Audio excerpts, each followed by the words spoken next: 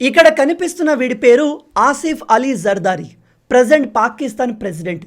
ఇతను Pakistan independence day అంటే వీళ్ళు మన ఇండియా నుంచి విడిపోయిన రోజును సెలబ్రేట్ చేసుకుంటున్న రోజు ఒక వెరీ కాంట్రవర్షియల్ స్పీచ్ ఇచ్చాడు. అందులో వీడు చెప్తున్నాడు పాకిస్తాన్ తమ దేశంలో ఉన్న 4% హిందూస్ని టాలరేట్ చేస్తుంది అని, అంటే మేము వీళ్ళను భరిస్తున్నాము అని చెప్పాడు. ఈ స్టేట్మెంట్ విని పాకిస్తాన్ ఎంతటి చిల్లర దేశమో మనం అర్థం చేసుకోవచ్చు. ఎందుకంటే 4% ఇక్కడ హిందువులు ఉన్నారు అని వీడు చెప్తున్నాడు. ఫస్ట్ ఆఫ్ ఆల్ అది అబద్ధం. ఈ పర్సంటేజ్ 2 ఆర్ అంతకన్నా తక్కువ ఉంటుంది. అండ్ వీళ్ళు హిందూస్ అయినప్పటికీ ఎట్ ద ఎండ్ పాకిస్తాన్ ప్రజలే కదా. కాబట్టి సొంత ప్రజల గురించి ఇంత చిల్లరగా మాట్లాడడం, అది కూడా ఆ దేశ ప్రెసిడెంట్ మాట్లాడడం నిజంగా ఒక సిగ్గుచేటు. కేవలం హిందూస్ గురించి మాత్రమే కాదు, వీడు అఖండ భారతదేశం గురించి కూడా మాట్లాడాడు. దీన్ని బట్టి మనకు క్లియర్గా అర్థమవుతున్న విషయం ఏమిటంటే పాకిస్తాన్ ఖచ్చితంగా మన ఇండియాకు అగెన్స్ట్గా ఏదో పెద్ద యుద్ధాన్ని ప్లాన్ చేస్తుంది. ఎందుకంటే last time operation Sindoor start అయ్యే ముందు కూడా వీళ్ళు ఇలాంటి స్టేట్మెంట్ ఇచ్చారు. హిందువుల్ని టార్గెట్ చేస్తూ స్టేట్మెంట్ ఇచ్చారు.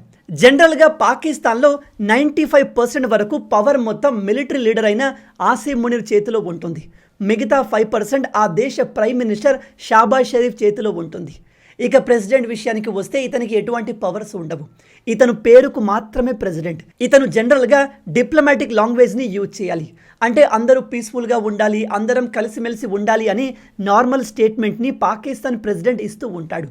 కానీ ఈసారి ప్రెసిడెంట్ కూడా మన ఇండియా గురించి, హిందువుల గురించి ఇంత అగ్రెసివ్గా మాట్లాడాడు అంటే వీళ్ళు ఖచ్చితంగా ఏదో ప్లాన్ చేస్తున్నారు అని జియో పొలిటికల్ నిపుణులు చెప్తున్నారు. ఫస్ట్ ఆఫ్ ఆల్ వీడు ఏం మాట్లాడాడో ఒకసారి మీరు కూడా చూడండి. To make the world a better place. The Indians have a different point of view. They have their own agenda in mind. They believe in Akhand Bharat. But there is a lot in between which they have forgotten. We are Muslims. They are not. But we are Muslims of the mindset that we tolerate. We have 4% Hindu population in Pakistan, and they're as free, as good as anywhere else they were. They would rather be with us than be with them. ఇక్కడ వీడు చెప్తున్నాడు మేము పాకిస్తాన్లో ఉన్న 4% హిందూస్ని భరిస్తున్నాము అని. Honestly వీడు కావాలని ఈ పర్సంటేజ్ని ఇంక్రీజ్ చేసి చెప్తున్నాడు. లేదా ఆ దేశ ప్రెసిడెంట్కి ఆ దేశంలో హిందువులు ఎంత పర్సెంట్ ఉన్నారో తెలియకపోవచ్చు. ఎందుకంటే ఈ చిల్లరగాళ్ళు ఎప్పుడు మతాన్ని బేస్ చేసుకుని మైనారిటీస్ని టార్గెట్ చేస్తూ ఉంటారు కాబట్టి వీళ్ళకు అటాక్ చేయడం తెలుసు, కానీ స్టాటిస్టిక్స్ డేటా తెలియకపోవచ్చు.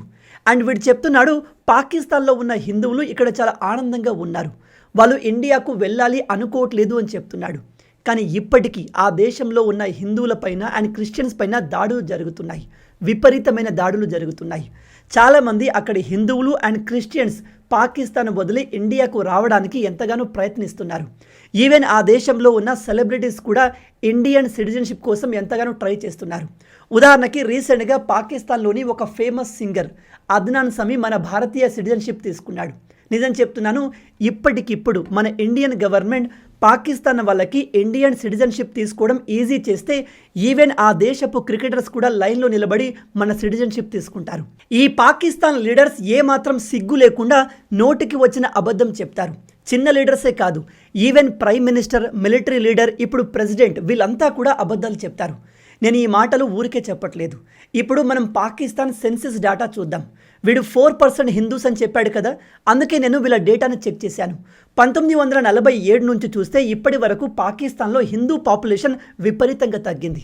ఆ సమయంలో హిందూ పాపులేషన్ దాదాపు 14 to 15% ఉండేది. ఇప్పుడు ఆ పర్సంటేజ్ 4 కాదు 2కి పడిపోయింది. మళ్ళీ చెప్తున్నాను, నేను ఈ విషయాలు గాల్లో చెప్పట్లేదు, మీరు కూడా స్వయంగా ఈ డేటాని చెక్ చేయవచ్చు. ఇది 2023 పాకిస్తాన్ జనాభా లెక్కల ప్రకారం ఉన్న డేటా. కేవలం ఇదే కాదు, మీరు గూగుల్, వికీపీడియా ఎక్కడ చూసినా ప్రెసిడెంట్ పాకిస్తాన్లో హిందూ పాపులేషన్ 2% కన్నా తక్కువగా ఉంది అని చెప్తుంది.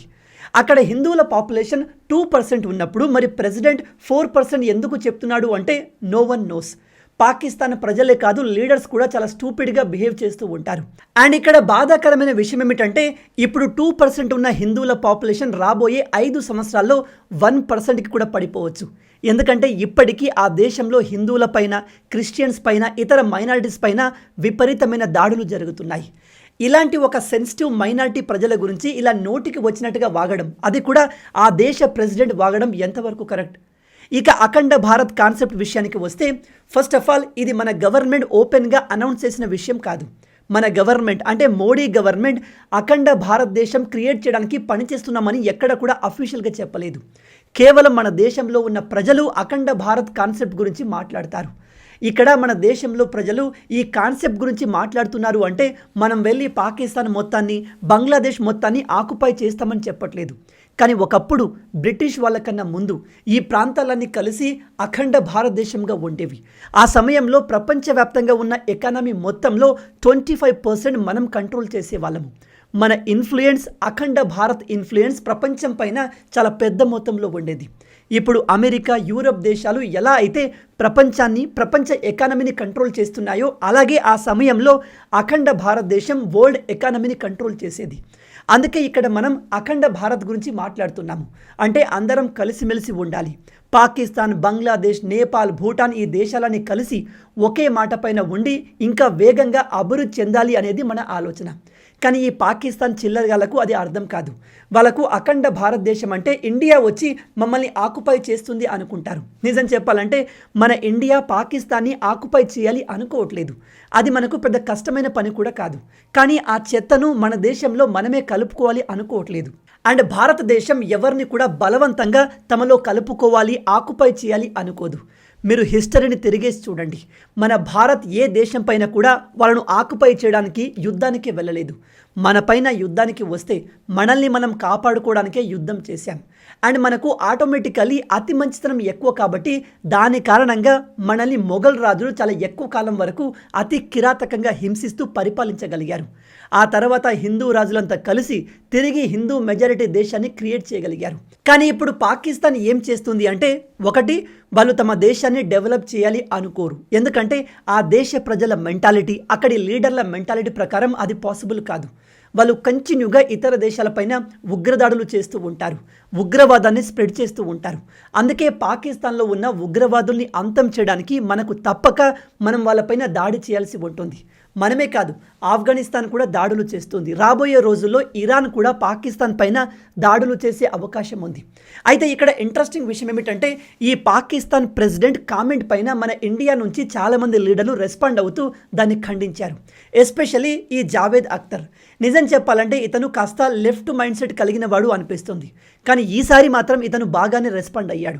ఇతను చెప్తున్నాడు, పాకిస్తాన్ ప్రతిసారి ఆ దేశంలో ఉన్న మైనారిటీ పైన ఇలాంటి ఇన్సెన్సిటివ్ స్టేట్మెంట్లు ఇస్తూ ఉంటుంది అంటూ ఈ ఆసిఫ్ అలీ జర్దారీని టార్గెట్ చేస్తూ మంచి రీప్లై ఇచ్చాడు.